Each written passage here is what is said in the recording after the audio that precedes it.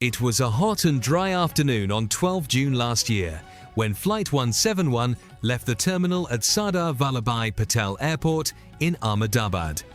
Settling into their seats for the 9.5-hour journey to London were 230 passengers, 53 of them British citizens.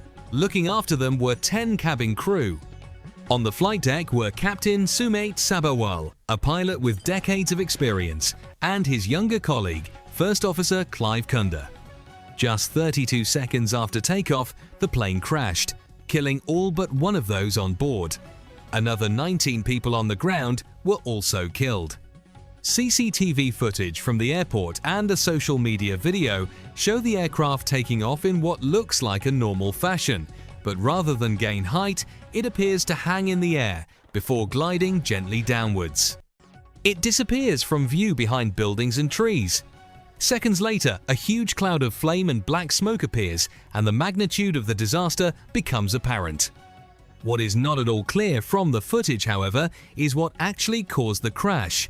According to Annex 13, the sole objective of the investigation of an accident or incident shall be the prevention of accidents or incidents. It is not the purpose of this activity to apportion blame or liability. Finding out why so many people died is the job of India's Aircraft Accident Investigation Bureau, AAIB, part of the country's Ministry of Civil Aviation.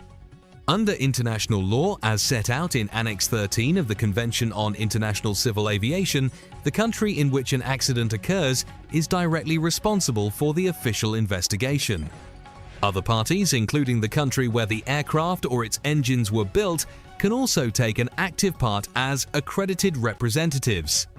In the case of AI-171, that means the US National Transportation Safety Board, NTSB.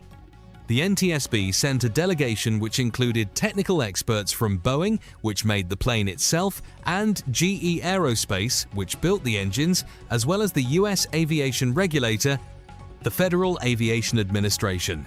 The inquiry backlash. In theory, the inquiry should be impartial and informative, a learning process focused solely on improving passenger safety. But in the case of AI-171, the information revealed by the investigation so far has triggered a major backlash from safety campaigners, pilots groups, and lawyers acting for the bereaved relatives. A key factor in this has been the preliminary report issued by the AAIB a month after the accident. The 5-page document did not draw any conclusions about the causes of the crash or make any recommendations. Nonetheless, just 2 short paragraphs generated a great deal of controversy. First, it was noted that according to the aircraft's flight data recorder, the 2 fuel cutoff switches, normally used when starting the engines before a flight and shutting them down afterwards, transitioned from the run to the cutoff position seconds after takeoff. This would have deprived the engines of fuel, causing them to lose thrust rapidly. The report then says, in the cockpit voice recording, one of the pilots is heard asking the other, why did he cut off? The other pilot responded that he did not do so,